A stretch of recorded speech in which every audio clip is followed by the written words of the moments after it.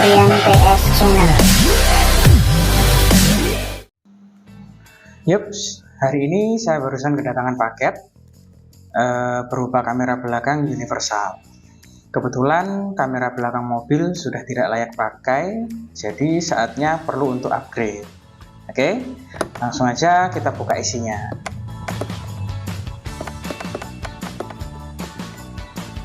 Seperti biasa, sebelum pasang saya review sedikit kira-kira dapat apa aja dalam boxnya.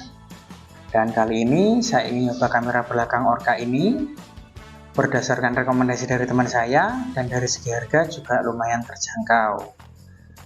Sekedar informasi, paket lengkap ini saya dapatkan di harga 125.000. Untuk boxnya sendiri juga lumayan oke, nggak ngeplek-ngeplek dan lumayan solid ya.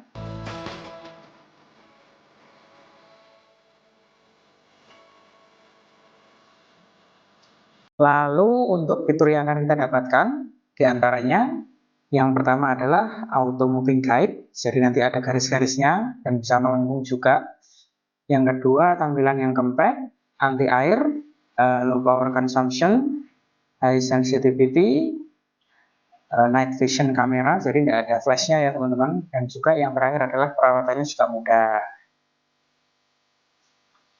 Oke, langsung saja kita buka isi boxnya. Nah teman-teman, berikut adalah contoh display dari kameranya. Berdasarkan info yang saya dapat dari teman saya, untuk hasil kamera ini juga lumayan jernih, baik di siang maupun malam hari. Untuk membuktikannya, bisa kita coba langsung nanti ya ketika sudah terpasang. Dan berikut adalah isi dari paket lengkap dalam kemasannya. Dalam pembelian paket kamera ini, kita akan mendapatkan beberapa part. Yang pertama adalah unit kameranya sendiri, yang lengkap dengan bracketnya. Seperti ini ya teman-teman, untuk tampilannya. Tapi saya tidak akan pakai bracketnya, karena rencana saya akan pasang terintegrasi dengan cover lampu plat nomor di mobil, agar lebih OEM look. Yang kedua adalah soket kartu power untuk daya kameranya. Dan yang ketiga, skrup untuk bodi mobil. Tidak akan saya pakai juga, karena pemasangan tidak perlu mengubah atau melubangi bodi mobil. Dan yang keempat adalah diagram cara pemasangannya. Oh ya, untuk build quality-nya sendiri, kamera ini lumayan oke, berupa plastik ABS yang solid. Dan untuk bracketnya sendiri berbahan dari besi, beratnya juga ringan, jadi sangat aman ketika diaplikasikan di mobil. Oke, langsung aja kita pasang.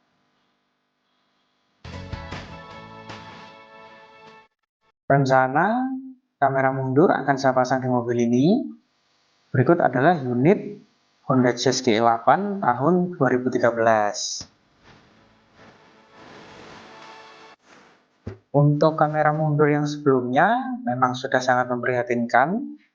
Selain patah bracketnya, untuk displaynya juga sudah buram. Seperti ini, jadi sudah ngeplek-ngeplek kayak gini ya teman-teman. Awalnya sudah saya lem, tapi karena cuaca juga mungkin ya, jadi tetap aja lepas seperti ini.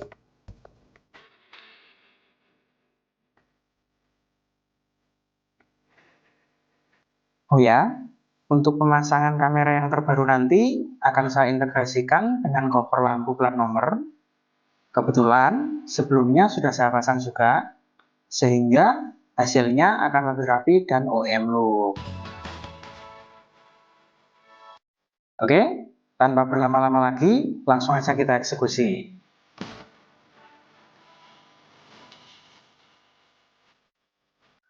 Pertama, saya akan melepas cover bagasi belakang, dan beginilah tampilannya ketika sudah terlepas. Nah, karena sebelumnya mobil ini juga sudah terpasang kamera, jadi kita tidak perlu memasang kabel dari nol ya. Cukup kita ganti aja kamera yang lama dengan kamera yang baru. Dan ini adalah soketnya, tinggal kita lepas saja soket dan cover lampu plat nomornya. kamera yang lama sudah saya copot, lalu tinggal kita lepas saja soketnya. Berikut adalah soket kamera mundurnya. Jadi nanti ada dua soket ya teman-teman. Yang pertama adalah soket daya, dan yang kedua adalah soket display ke head unitnya.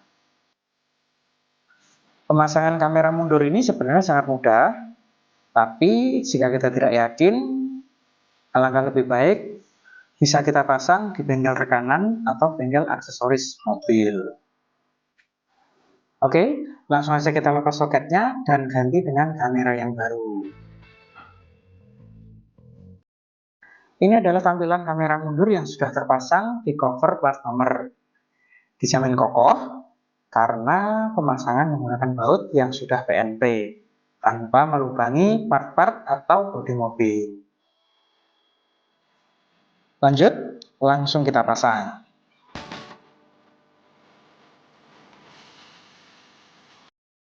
Nah, sudah terpasang dengan rapi, sangat kokoh ya. Jadi sama sekali tidak ada gerakan ketika saya coba untuk menggoyang-goyangkan. Untuk kameranya memang agak menunduk ke bawah. Mungkin ini adalah salah satu kekurangan jika pemasangan kita integrasikan pada cover lampu plat nomor. Tapi salah satu kelebihannya adalah terkesan lebih rapi dan tentu saja lebih OEM look. Sebelum kita pasang kembali cover bagasinya, jangan lupa untuk merapikan kabel-kabel yang berseliweran lebih dulu. Saya lebih merekomendasikan untuk menggunakan isolasi bakar daripada isolasi tempel. Selain lebih aman, ketika suatu saat dilepas, tidak akan lengket lemnya. Nah, berikut adalah tampilan setelah soket-soket sudah saya isolasi.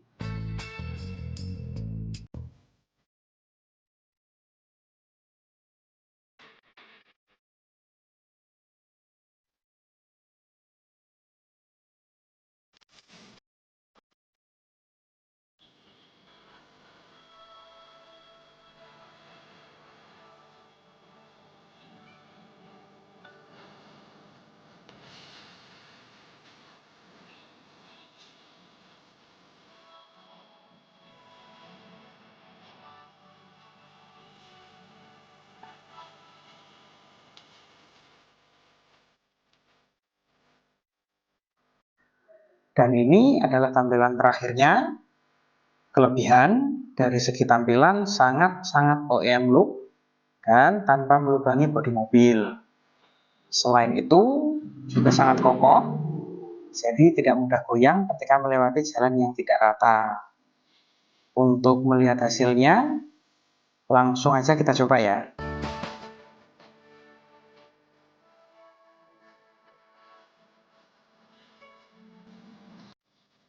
Sebentar, saya cari kuncinya dulu. Sepertinya lupa naruhnya.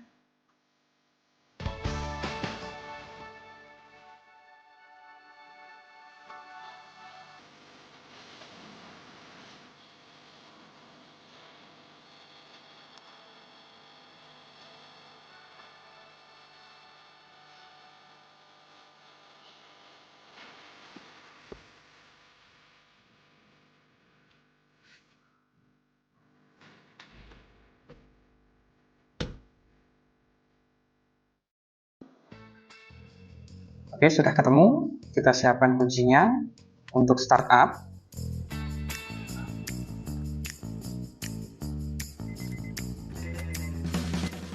Oh ya, sedikit sharing ya untuk semuanya. Jika head unit yang kita pakai masih originalnya seperti ini, memang harus sedikit lebih sabar ya. Karena untuk startupnya memang agak lama. Tapi satu hal yang jadi poin plus di head unit ini dibanding dengan head unit zaman sekarang, seperti head unit Android atau yang lain sebagainya, yaitu suaranya sangat-sangat recommended. Itulah alasan kenapa saya tetap setia dengan head unit yang satu ini. 2,000 years later.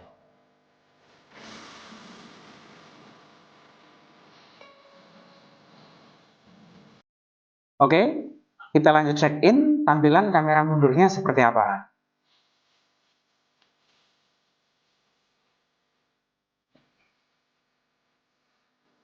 Nah, Berikut kira-kira hasilnya teman-teman. Sangat jernih di siang hari ya. Sesuai tagline-nya, auto moving guard-nya juga muncul.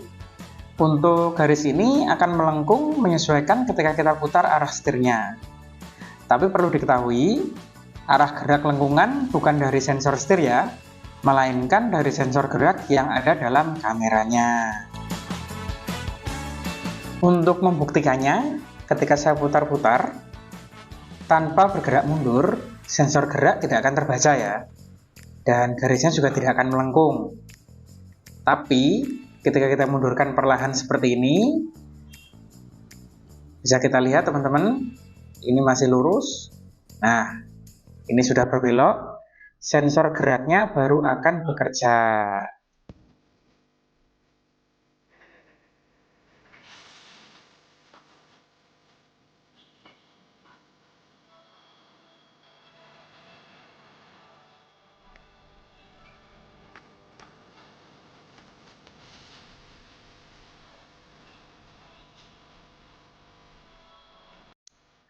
Kita coba sekali lagi.